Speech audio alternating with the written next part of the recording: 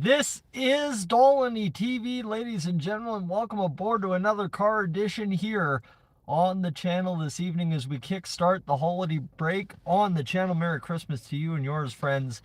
As officially off work for the next little bit, the World Juniors kickstart tonight with a matchup against Denmark in the pre-tournament for Team Canada live here on Dolynny TV. But that is not what you are here for right now. You're here to hear about how all the insiders and everybody talking about Marc-Andre Fleury today seem to be pointing in sorting awards the Edmonton Oilers as the leading candidate to possibly sign Fleury out of retirement. Seems crazy, doesn't really seem crazy. I don't know. It depends on how well and how much you've been following this Marc-Andre Fleury story since he announced his retirement last year. So you go back to last year, a lot of teams were like, well, man, you know what? If you don't want to hang him up at the end of the year, you call us. And that's been the case. He went to the World Championships. You know what? Teams were like, hey, think about us. Don't necessarily just hang him up. And then obviously throughout the summer, there was some hums and haws about Marc-Andre Fleury and some other teams. And then obviously as we got into training camp, he signed with Pittsburgh as a last hurrah. It's just a fun little tribute to his career in Pittsburgh. And then, kind of right after that, there was some talk there from some other teams that, well, maybe we'll kick tires on him if something goes awry at the start of the year. There was a little echo about the Oilers at the start, if I remember correct, or at least maybe some fans whispering that why not Fleury over Calvin Pickard and Stuart Skinner given how they're going. And fair enough, it made sense. Last night, though, things reignited with Pierre LeBrun talking about everything there. And then, of course, now all the other insiders are chiming in and talking about the Oilers being, just a no-brainer almost if you're trying to connect the dots to sign Fleury out of retirement, right? If you're going for teams that are likely to sign Fleury, I mean, the Oilers just make too much sense. And that's given, the situation with Pickard, given that Ingram's come in, but again, is Ingram going to be the solution? Is Ingram the long-term solution? Probably not. But again, you can kind of divvy that up however you want. The injury to Tristan Jarry, obviously a key factor. And as well, just trying to solidify the goaltending for this big run to the playoffs that we've got upcoming this year for our Edmonton Oilers. So really, and Everton, as it comes down to, friends, it really is Marc-Andre Fleury at all going to come out of retirement? Probably not. It seems like, if that was going to happen, especially for the Oilers, they probably would have attempted that before trading all the assets for Tristan Jarry. That said, maybe the Oilers feel like they've got a two-part compartmentalized upgrade there post-Christmas if, you've got Jarry healthy and you've got an opportunity to sign Marc-Andre Fleury. But I think really, and I was talking to Gillis TV, or you guys know him well enough, talking to him today, and I kind of shut him down when he started talking about it because it just seems silly.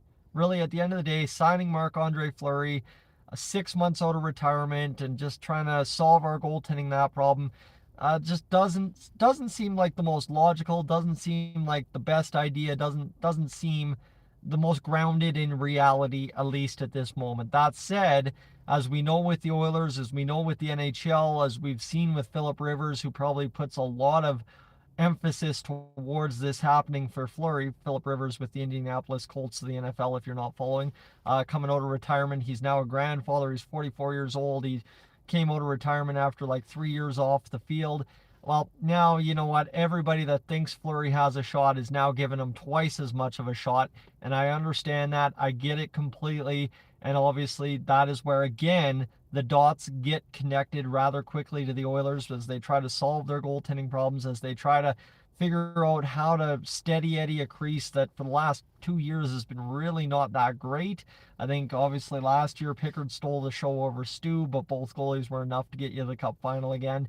This year I think the Oilers don't care about getting to the Cup final. They only care about winning the Stanley Cup, and that's where the emphasis and the pressure on all facets of the team is there.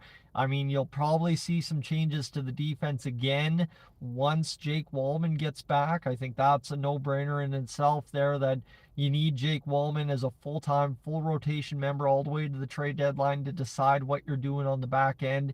If you're the Edmonton Oilers, Alec Regula coming on of late, but right, you're going to actually see the Oilers for the first time, I think, in a long while, which this seems crazy because I've heard it so many times in the comments section to say, is the Oilers are actually building from the crease out. That's what they're trying to do here, right? Rebuild the goaltending on the fly, build up the blue line, which they've been doing a really good job of the past few years. But Ekholm's aging, Wallman's come in, but he's injured now. You've got obviously Stastny coming in, and he's looking to steal some spotlight from some other guys. But the Oilers desperately looking at all avenues to upgrade the goaltending, and all of a sudden, Marc-Andre Fleury's name starts floating around the stratosphere of the NHL again, because whether you want to say it's just because Philip Rivers came out of retirement in the NFL, or whether you want to say because Pierre LeBrun feels like, some teams really aren't set on Fleury being retired, or, the Oilers just don't want to leave any rocks out unturned, whatever the case might be for you to sit here and try to break down why the Oilers are trying, or other teams in the NHL are trying to coax Marc-Andre Fleury out of retirement for one last kick of the can. The Oilers, of course, are a team destined for the Stanley Cup final again this year. I mean, yeah, I understand if Colorado beats Dallas in the playoffs, maybe all bets are off. But if Dallas again does what they've done and we do what we've done against Dallas, which has been the history of the past few years, then the Oilers are destined again for the Stanley Cup final, which again, if you're trying to sign a guy out of retirement going to the Stanley Cup finals, kind of exactly what you want to say, hey, we're going here, jump on. And as much as bandwagon fans jump on, you know how much veteran players love to jump on a chance to chase the cup. So Fleury, not a guy who's shy around that Stanley mug either. So ultimately, I don't think the insiders I've read today are wrong when saying like the Oilers have a really good shot, but it is if Fleury decides to come out of retirement. And I don't understand it from Marc-Andre Fleury's point of view. He had the big goodbye, the big bravo, thanks for everything, I'm out of here, the bow at the end at the start of training camp this year, and that was it. I get it. It was fun. It was awesome. Fleury's career was amazing. But is he, first off, going to solve the Oilers' problems coming out of retirement? I don't know. There's no guarantee there. I don't mean to be negative, and I'd love to be proved wrong there. I mean, how many times have we talked about trying to acquire Marc-Andre Fleury as the Edmonton Oilers? And then, just from there, there's the other point of view that there's other teams in the mix, and we usually, when it comes to these things, don't always win. We're starting to win a lot more with Stan Bowman, a little bit later on with Ken Holland as well, but we'll see how it all pans out here, friends. Can the Oilers actually get Marc-Andre Fleury out of retirement, and will they be the ones that sign that deal? If they do, that is the question mark here at the end of the video, friends. Let me know in the comments section below. Stay tuned here on Dolynny TV tonight.